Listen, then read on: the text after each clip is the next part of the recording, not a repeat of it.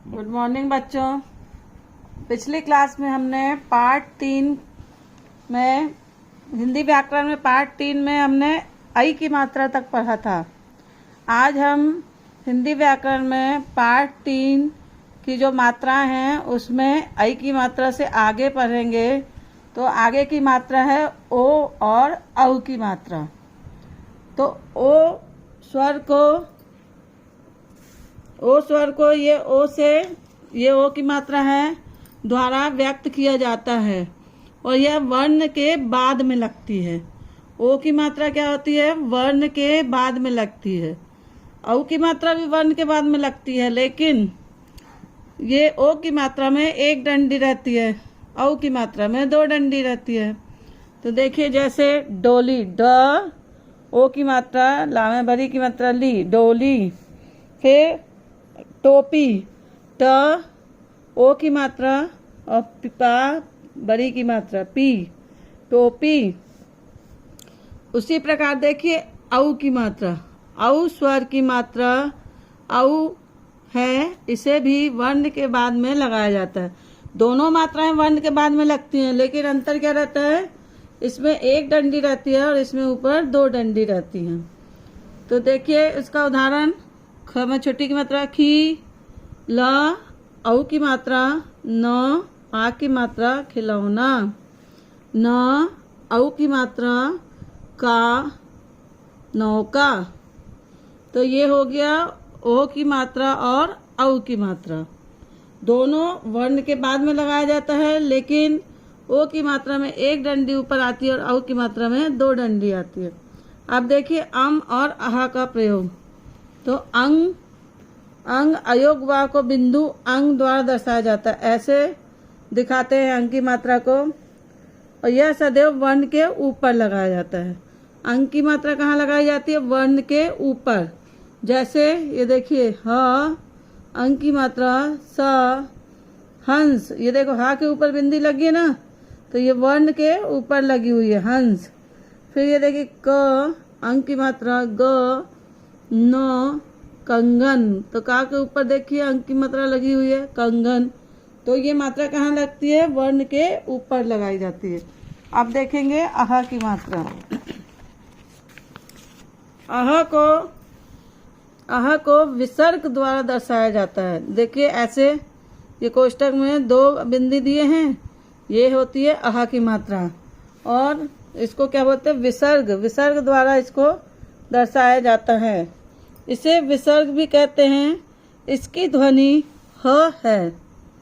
अपन बोलते हैं ना, बोल के देखिए अह, तो ह आ रही है ना।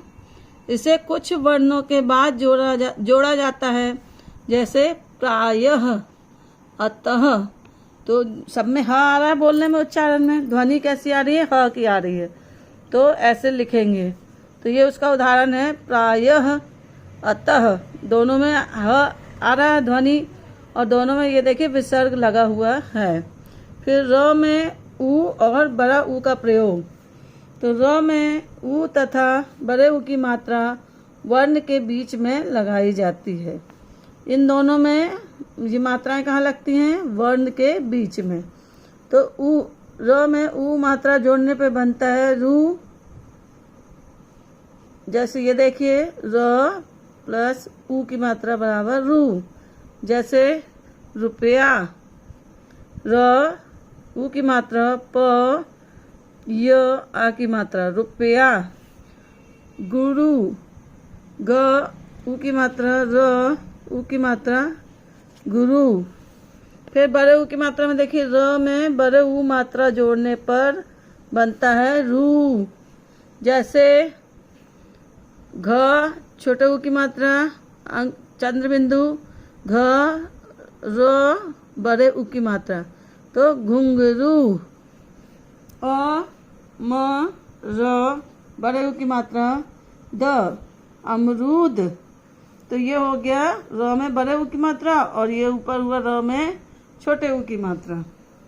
तो देखिए, और हम जानते हैं, आगे देखिए और कुछ बातें हैं। र और रेफ की मात्रा। जब स्वर रहित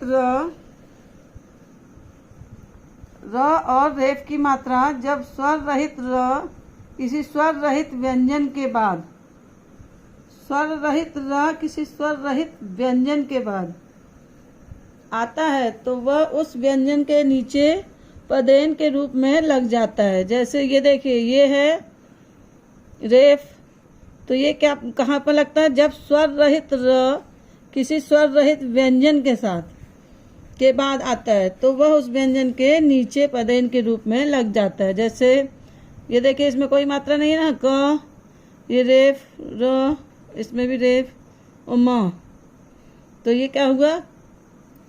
क र म, क्रम।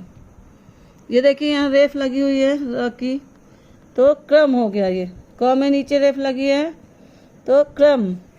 फिर जब स्वर रहित र किसी स्वर युक्त व्यंजन के पहले आता है, मतलब उस व्यंजन में स्वर भी शामिल है। स्वर युक्त मतलब स्वर के साथ जो व्यंजन है उसके पहले आता है तो वह उस व्यंजन के ऊपर रेफ के रूप में लिखा जाता है। ये देखिए ऊपर,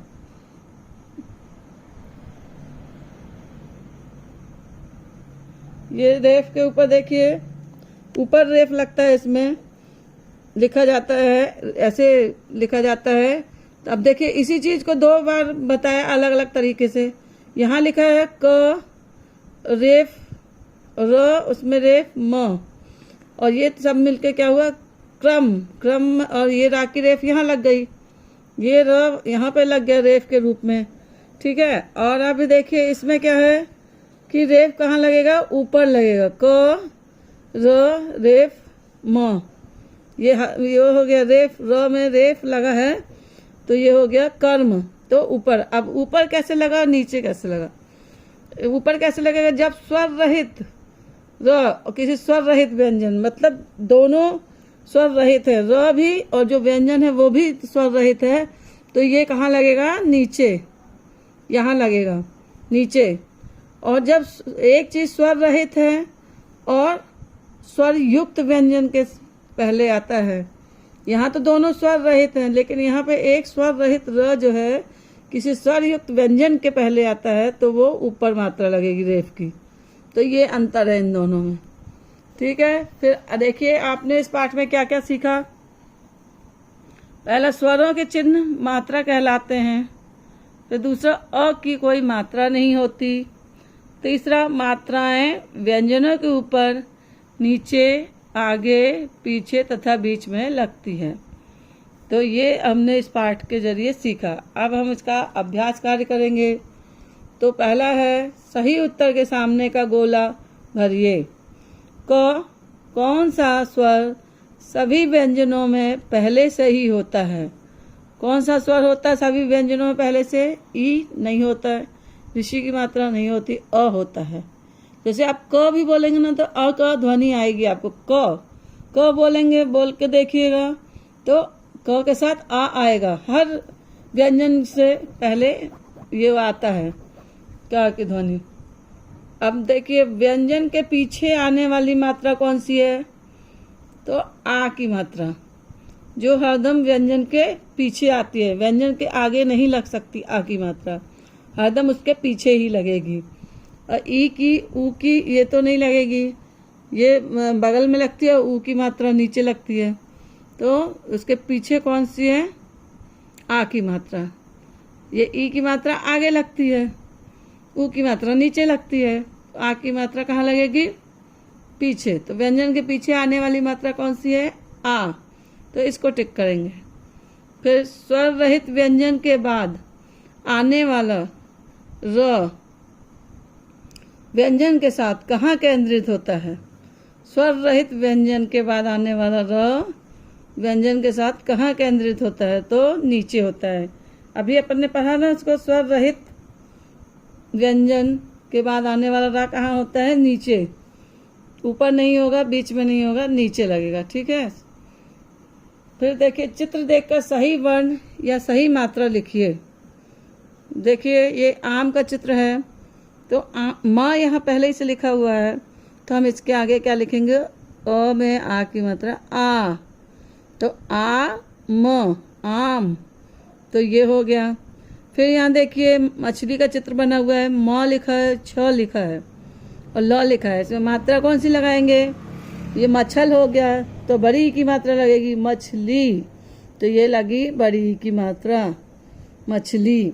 अब यहाँ रोटी का चित्र बना है, रा में ओ की मात्रा रो और ट लिखा है, रोट लिखा है, तो इसमें भी हम लगाएंगे बड़ी की मात्रा टी, रोटी।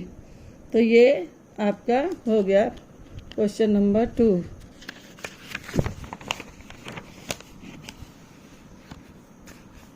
फिर देखिए घ में क्या है? म र गा, मरगा लिखा है, इसमें कौन सा मात्रा लगेगा? छोटे ऊ की मात्रा। तो ये क्या होगा? म में छोटे ऊ की मात्रा मु र गा, मुर्गा।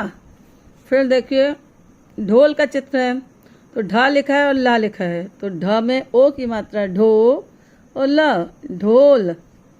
फिर चूहिया का चित्र है, तो च में छोटे ऊ की मात्रा चू, ह में छोटी की मात्रा ही, य में आ की मात्रा या, चूहिया। फिर देखिए भालू का चित्र है, तो भ आ की मात्रा ल, भाल लिखा हुआ है, तो इसमें हम मात्रा लगाएंगे बड़े ऊ की, तो भ आ की मात्रा ला में बड़े ऊ की मात्रा लू, भालू। फिर गोभी का चित्र है, ग लिखा है और भ लिखा है, तो ग में ओ की मात्रा गो, भा में बड़ी की मात्रा भी, गोभी। फिर केला का चित्र है, क ए की मात्रा ल, केल लिखा है, तो हम इसमें लगाएंगे आ की मात्रा, तो ये हो जाएगा केला। तो ये हो गया आपका मात्रा लगाने का। टोकरी में से सही व्यंजन चुनकर नाम पूरा कीजिए। अब ये व्यंजन यहाँ लिखे हुए हैं और नाम कहाँ पूरा करना है? इधर इस पेज में है नाम पूरा करने का। तो ये टोकरी जो बनी है, इसमें जो अक्षर लिखे हुए हैं, इसको देख के हमको यहाँ का इनके ये अक्षर छूटे हुए हैं, इनको हमको पूरा करना है।